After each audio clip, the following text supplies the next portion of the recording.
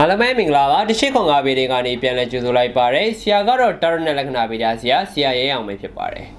ဒီကနေ့မှာတော့ဆရာကဖေဖော်ဝါရီလ10ရက်နေ့ကနေ14ရက်နေ့အတွင်းတပတ်တာကန်စတာအတွင်းမှာ9ရက်သားသမီးတွေရဲ့အသေးစိတ်ပြောင်းလဲလာမယ်ကန်စတာလေးကိုဆရာက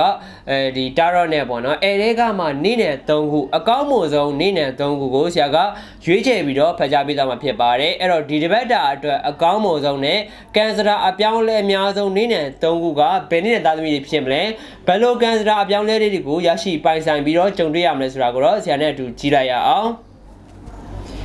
ကဲဒါတော့ဒီတပတ်တာမှာကန်ထူးခြားမှုအများဆုံးနေ့နဲ့3ခုကိုဆရာကရွေးချယ်ပြီးတော့ပြောပေးသွားမှာဖြစ်ပါတယ်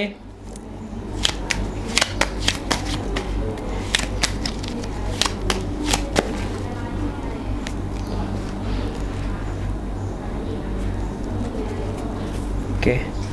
လုပ်ငန်းဟုတ်ဘူးဒီကတော့ဒီပြောင်းလဲလာမယ့်ကန်စတာတွေကမှာပေါ့နော်ဒီနေ့နဲ့3ခုပေါ့ဒါကတော့ပထမဆုံးဒီလုပ်ငန်းတွေလည်းပါမယ်ငွေကြေးတွေလည်းပါမယ်ပေါ့နော်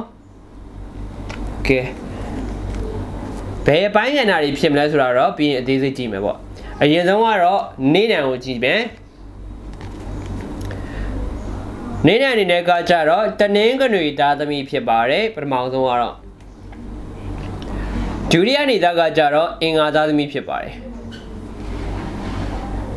ကဲတတိယကကြတော့ဗုဒ္ဓဖူးသားသမီးဖြစ်ပါတယ်အဲ့တော့တနင်္ဂနွေရဲ့အင်္ဂါရဲ့ဗုဒ္ဓဖူးရဲ့အဲ့တော့နေ့နံ3ခုတော့တည်ပြီးသွားပြီ9ရက်သားသမီးတွေကဒီနေ့နံ3ခုကကန်စရာအပြောင်းလဲများပြီးတော့လက်ရှိတပတ်တာအတွင်းမှာကန်အထောက်ပံ့ကောင်းတွေရရှိလာမယ်ကဲအသေးစိတ်ပြောမယ်ဆိုတော့ဘယ်ပိုင်းကဏ္ဍတွေမှာကောင်းမွန်လာမလဲအထောက်ပံ့ကောင်းတွေရရှိလာမလဲဆိုတော့ကိုတော့ဆရာနဲ့အတူကြည့်လိုက်အောင်ပထမဆုံးပိုင်းအနေနဲ့ကတော့အထက်လူကြီးအကြီးကဲတွေရဲ့အကူအညီမားစားမှုတွေရရှိလာမယ်အဲ့တော့အထက်လူကြီးအကူအညီကလည်းကိုယ်တိုင်စူးစမ်းနေတဲ့လူတွေအတွက်ပေါ့နော်ပုံမိုပြီးတော့ရပိုင်ခွင့်တွေရလာမယ်ကိုစူးစမ်းနေတဲ့အရာကိုပြန်ပြီးတော့အတိမတ်ပြုခံရတာမျိုးတို့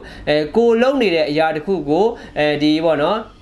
နာမည်ကောင်းရတာမျိုးတို့ကိုချီးမြှောက်စားတာမျိုးတွေ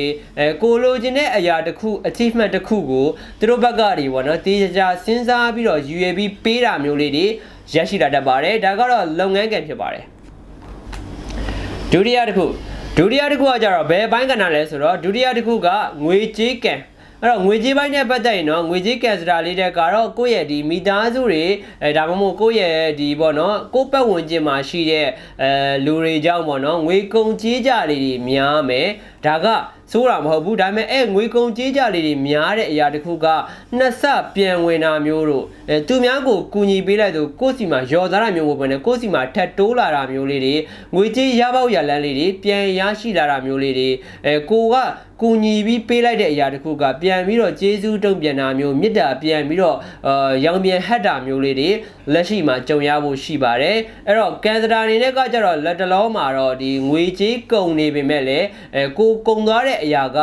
ကိုယ့်စီမှာပေါ့နော်အရန်ကြီးပေါ့ခက်ဖြစ်သွားတာမျိုးမဟုတ်ဘဲနဲ့ပြန်ပြီးတော့အမျိုးကြောင့်ပေါ့နော်အဖက်ဖက်ကပြန်ဝင်လာတာမျိုးလေးတွေငွေရပေါက်ရလန်းလေးသေးမွားလေးတွေကြောင့်ပြန်ဝင်လာတာမျိုးဖြစ်ဖြစ်ကြီးမားတွေကြောင့်ပြန်ဝင်လာတာမျိုးဖြစ်ဖြစ်ငွေတွေပြန်လဲရရှိမဲ့ကန်စတာအစိပ်ပိုင်းလေးတွေကိုရောက်ရှိနေတတ်ပါတယ်ဒါကတော့ငွေကြေးကံဖြစ်ပါတယ်ကဲငွေကြေးကံပြီးသွားရင်နောက်မှာတော့နောက်ဆုံးကန်စတာအဲ့တော့နောက်ဆုံးကန်စတာကကျတော့ဘယ်ပိုင်းကဏ္ဍတွေမှာထူးခြားနေလဲဆိုတော့အခြေပိုင်းဖြစ်ပါတယ်အဲ့တော့အခြေပိုင်းနဲ့ပတ်သက်ရင်တော့အခြေမှာကိုနဲ့အံဝင်ခွင်ကြပြီးကိုစိတ်ထဲကွာလုံးဝသဘောကျနေပြီးတော့စိတ်ဝင်စားနေတယ်နှစ်သက်နေတယ်သဘောကျနေတယ်အဲ့တော့အဲ့လိုလူတွေကလည်းကိုပြန်ပြီးတော့ပေါ့နော်ပြန်လဲပြီးတော့နားလည်မှုတစ်ခုရတာမျိုးပြန်လဲပြီးတော့ပေါ့နော်သူကိုချစ်နေတယ်လို့မျိုးသူ့ဘက်မှာလည်းစိတ်ခံစားချက်ဖြစ်လာတာမျိုးတော့အဆင့်တစ်ခုတက်သွားတာမျိုးအခြေမှာတိုင်ပင်လေးနဲ့ပေါ့နော်ကိုမမျော်လင့်ထားပေမဲ့လည်းပြောင်းလဲမှုကောင်းနေကြောင်းပေါ့နော်အဆင်ပြေလာတာမျိုးကိုယ့်ရဲ့မေတ္တာတွေကိုရောင်ပြန်ဟတ်တာမျိုးလေးတွေကြုံရဖို့ရှိပါတယ်အဲ့တော့ဒီနေ့နံသားသမီး3နေ့နံကဒီတပတ်တာကန်စတာအတွင်းမှာလုပ်ငန်းပိုင်းရဲ့ပြီးသွားရင်ကိုယ့်ရဲ့ငွေကြေးပိုင်းလေးရဲ့အခြေပိုင်းတွေမှာတခြားသောအရာတွေတခြားသောအစိပ်ပိုင်းတွေတခြားသောကဏ္ဍတွေထပ်ပို့ပြီးတော့တိတာထင်ရှားနေတာမျိုးလေးတွေကြုံတွေ့ရတတ်ပါတယ်ကဲဒါတွေကတော့ပြောင်းလဲလာမယ်ကန်စတာလေး3ခုနေ့နံလေး3ခုကိုဆရာကပြောပြတာဖြစ်ပါတယ်အဲ့တော့ကန်စတာလေးတွေပြောပြီးသွားရင်နေ့နံလေးပြောပြီးတဲ့နောက်မှာတော့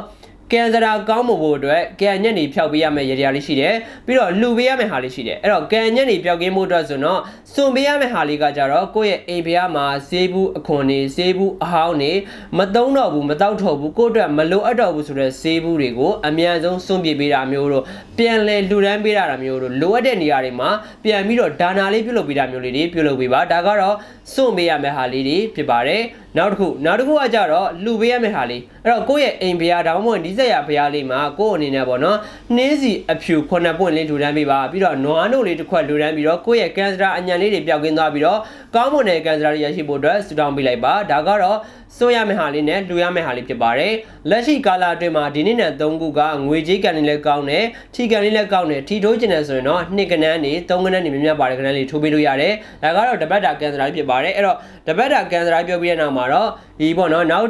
တစ်ပတ်ဒီမှာလည်းမတူညီတဲ့နေသားတွေကိုယ့်ရဲ့ပေါ့နော်ပြောင်းလဲလာမယ့်ကန်စရာလေးအသေးစိတ်တွေကိုသိချင်တယ်ဆိုတော့ဒီဗီဒီယိုလေးကို like and share လုပ်တတ်ဖို့လည်းမမေ့ပါနဲ့နောက်တစ်ပတ်ဒီမှာပြန်လည်ဆွေးနွေးပါမယ်အားလုံးကိုကျေးဇူးတင်ပါတယ်